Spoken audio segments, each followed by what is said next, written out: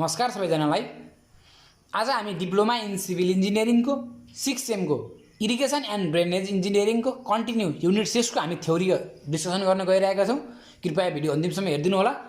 कोही हाम्रो च्यानलमा आज नयाँ हुनुहुन्छ भने कृपया च्यानललाई सब्स्क्राइब गरी नजिकैको बेल आइकन दबाउन नबिर्सनु होला। र हामीसँग सोशल मिडियामा जोडिन चाहनुहुन्छ भने डिस्क्रिप्सन बक्समा लिंक राखिएको छ फेसबुक इन्स्टाग्रामको, त्यहाँबाट हामीलाई फलो गर्न सक्नुहुन्छ। नजानेको प्रश्नहरू सोध्न पनि सक्नुहुन्छ। अब युनिट 6 गर्दै गर्दा हजुरहरूले युनिट 1, युनिट 2, युनिट 3 अझ युनिट 2 को न्युमेरिकल्सहरू, युनिट 4, युनिट 5 हजुरले हेर्नु छैन भने कृपया हाम्रो च्यानल भिजिट गरेर हेर्न सक्नुहुन्छ थ्योरी पोर्सनहरू।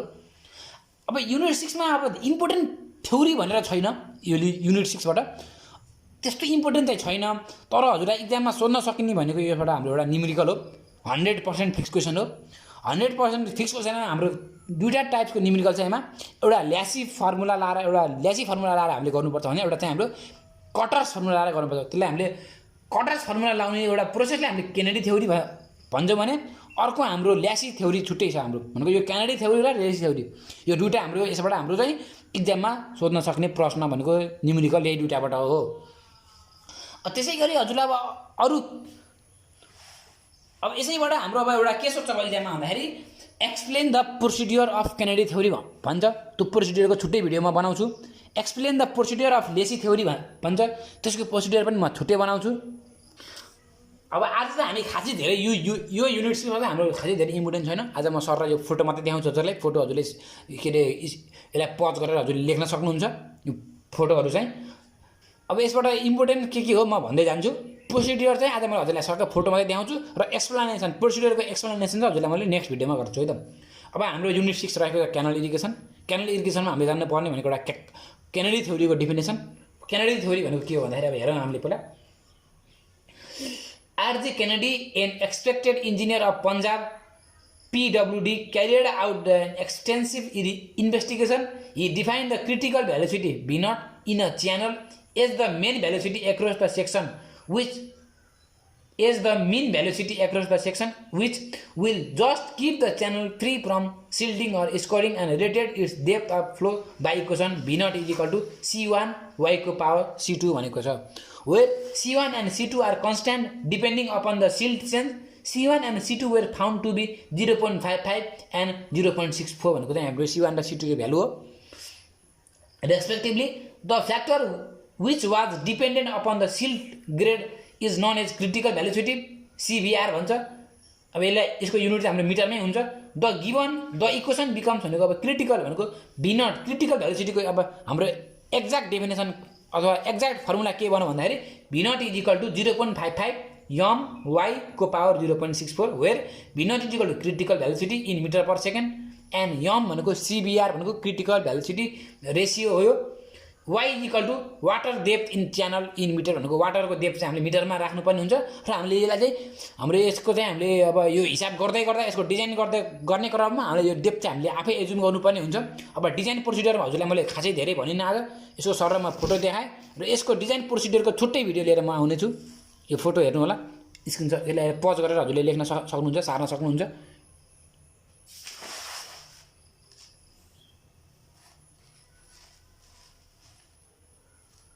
Step 1, step 2। अब स्टेप 1 मा हामीले V0 पत्ता लगाइहाल्यो हो कि न। स्टेप 2 मा हामीले एरिया पत्ता लगाउँछौँ, एरिया ई। स्टेप 3 मा हामीले के पत्ता लगाउँछौँ भन्दाखेरि स्टेप 3 मा हामीले एजुम गर्छौँ साइड स्लोप चाहिँ 1:1:1 अथवा 1:2:1 को रेसियो हामीले एजुम गर्छौँ साइड स्लोपको। अब 4 मा चाहिँ हामीले कटर्स फर्मुला लगाउँछौँ। कटर्स फर्मुलाको लागि हाम्रो यो फर्मुला हो, युज गर्नुपर्छ। यदि क्वेसनले कटर्स फर्मुला भन्यो भने यो प्रयोग गर्नु पर्यो। म्यानिन्स फर्मुला भन्यो भने यो फर्मुला प्रयोग गर्नु पर्यो। तेजिस फर्मुला भन्यो भने यो फर्मुला प्रयोग गर्नु पर्यो। Where V is equal to velocity of flow in metre per second. यो R भनेको हाइड्रोलिक मिन भइहाल्यो। यस भनेको बेड स्लोप अफ क्यानल। माथिहरूको यो यस, यो यन, यो R, यस, यो सबैको यिनीहरू चाहिँ हामीले यहाँ के गरेर चाहिँ यो भनेको के भनेर डिफाइन मात्रै गरेको। अब स्टेप 5 मा छ इफ टु भेलोसिटी भनेको यदि हामीले चाहिँ उता V0 सुरुमा हामीले V0 पत्ता लगायौँ हो कि हैन 0.55 m y को पावर 0.64 गरेर जुन हामीले V0 पत्ता लगायौँ र यहाँबाट हामीले जुन हामीले यति हाम्रो कटर्स फर्मुला भनेर यो V निकाल्छौँ, यदि म्यानेज फर्मुला भने यो V निकाल्छौँ, यदि चेजिस फर्मुला भने यो V निकाल्छौँ र त्यो V0 र यो V को भ्यालु बराबर आउनुपर्छ।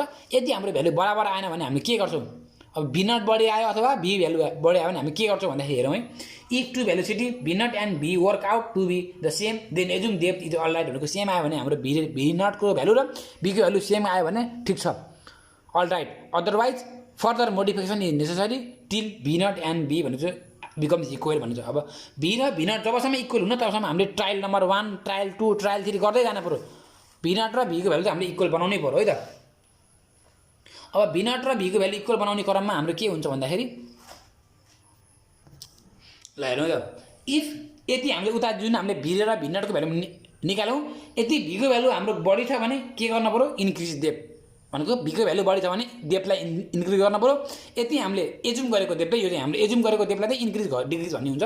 फेरि यदि हाम्रो भीको भ्यालु चाहिँ भी नटभन्दा कम छ भने डिक्रिज डेप्थ। अब ल्यासी थ्योरी छ यहाँ, लेसी थ्योरी पनि अब यो पनि हजुरले अब यो चाहिँ इम्पोर्टेन्ट क्वेसन हो, लेसी थ्योरीको डिफाइन लेसी थ्योरी भनेर पनि सोध्न सक्छ। Lacey a eminent civil engineer of UP irrigation department carried out extensive investigation on the design of stable canal in alluvium on the basis of research work he found many drawbacks in Kennedy theory भनेको Kennedy थ्योरीको drawbacks भनेको Kennedy थ्योरीमा धेरै error आएछ अनि यसले चाहिँ Lesi theory बनाएको छ भनेको Kennedy theory and put forward in his new theory based on design condition भनेको डिजाइन कन्डिसनमा अनुसारमा चाहिँ यसको थ्योरी बेस्ड रहेछ। Lacey could forward the 3 condition of design which are as follow भन्छ, ट्रु डिजाइन, इनिसियल डिजाइन र final design. अब true design भनेको के हो, a canal shall be in regime if there is neither silting not scouring भनेको कस्तोमा हाम्रो channel regime हुन्छ भन्दाखेरि न सिल्डिङ हुन्छ त्यो क्यानलमा न स्कोरिङ हुन्छ, त्यो भनेको हाम्रो ट्रु रिजाइम भनेको। An artificial constructed channel having a certain fixed section and certain fixed slope can be behave in regime only if the following condition are satisfy भनेको यदि कन्डिसन सेटिस्फाई छ भने हाम्रो त्यो ट्रु डिजाइन हुन्छ भनेको। Discharge is constant भनेको same constant छ भने, फ्लो इज युनिफर्म छ भने र silt charge is constant that is amount of silt is constant भनेको छ। त्यसै गरी हाम्रो अब silt grade is constant, silt grade पनि कन्सट्यान्ट हुनु पऱ्यो, that is types and size of the silt is constant र true regime channel can never exist in our practical life भनेको प्र्याक्टिकल लाइफमा चाहिँ ट्रु रिजाइम कहिले पनि एक्जिस्ट हुँदैन किनकि सिल्ड ग्रेड कन्सट्यान्ट कहिले पनि हुँदैन, हो कि होइन। अब अगाडिको हाम्रो डिस्चार्ज युनिफर्म पनि नहोला सके, अब डिस्चार्ज युनिफर्म भयो भने फ्लो नहोला युनिफर्म फरक हुनसक्छ भन्ने कुरो। अब हाम्रो इनिसियल रिजाइम भनेको के हो, यो हेर्नु यो चाहिँ हाम्रो मोस्ट इम्पोर्टेन्ट क्वेसन है इक्जाम पोइन्ट अफ भ्यूले चाहिँ 3टा रिजाइम चाहिँ ल्यासीको 3टा रिजाइमहरू के हो एक्सप्लेन गर्नु भन्यो भने हजुरले सबै एक्सप्लेन गर्नु पऱ्यो। When only the bed slope of a canal varies due to dropping of silt and its cross section are weighted, perimeter remains unaffected, even the canal can exhibit no silting, no scoring. Property is called initial regime. Velocity is increased and non-silting equilibrium is established called initial regime भनेको छ।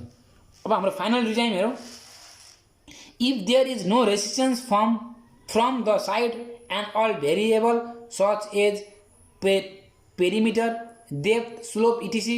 equally free to vary and finally at adjustment according to discharge and silt grade, then a canal अथवा channel said to have achieved pavement stability called final regime. There is obligation to such canals only and not to all canals. Regime canal भनेको final canal भयो। अब difference between Lesi theory र Kennedy theory पनि इक्जाममा सोध्ने प्रश्न हो। Sir र हजुरले हेर्नु होला, हजुरले सर यो सार्नु होला पज गरेर के छ सबै हजुरलाई भनिहालेँ, यो हजुरले आफैले पनि गर्नु एमा अब पढ्नु होला, पढेपछि बुझिन्छ यो केही छैन।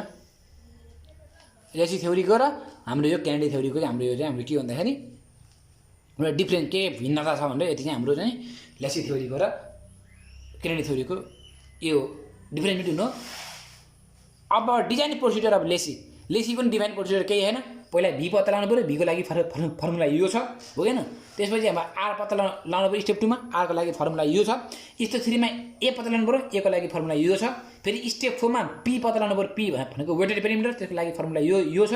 त्यसपछि to compute the section parameter that is depth and bed width भनेछ। त्यसपछि हाम्रो to compute the bed slope of a canal from the equation भनेपछि यसको यो फर्मुला लाग्यो, ड्याङ सकियो भनेपछि यो भनेको हाम्रो लेसी थ्योरीको चाहिँ हाम्रो के हो भन्दाखेरि एउटा डिजाइन प्रोसिडियर हो। त्यसै गरी जाउँ अब हाम्रो न्युमेरिकलमा त हजुरलाई के भन्ने हो, यो त हजुरलाई म न्युमेरिकल गरेर देखाइहाल्छु, त्यो पनि यसको यो एक्स्ट्रा न्युमेरिकल हो, हजुरले यसलाई स्क्रिनसट गरेर अथवा यसलाई रोकेर पज गरेर हजुरले सार्न पनि सक्नुहुन्छ।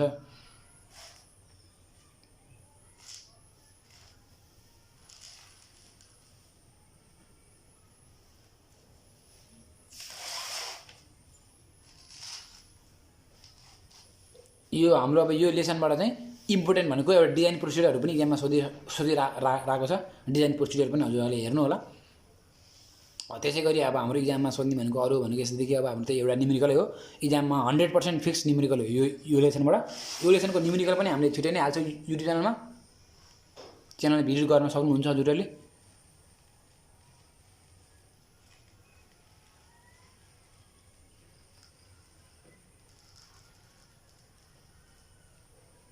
ट्रायल 1 ट्रायल 2 हुन्छ यसमा।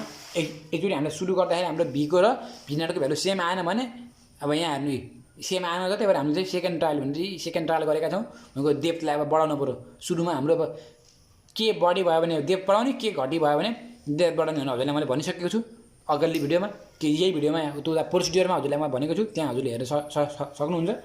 अब जबसम्म हाम्रो भ्यालु भी र भी नटको भ्यालु जबसम्म सेम आउन्न तबसम्म हामीले चाहिँ ट्रायल चाहिँ गर्दै जानु पऱ्यो। ट्रायल 2 ट्रायल 3 ट्रायल 4 अब कतिसम्म हुन्छ, जबसम्म हाम्रो भ्यालु मिल्दैन तबसम्म हामीले ट्रायल चाहिँ गरिरहनु पऱ्यो।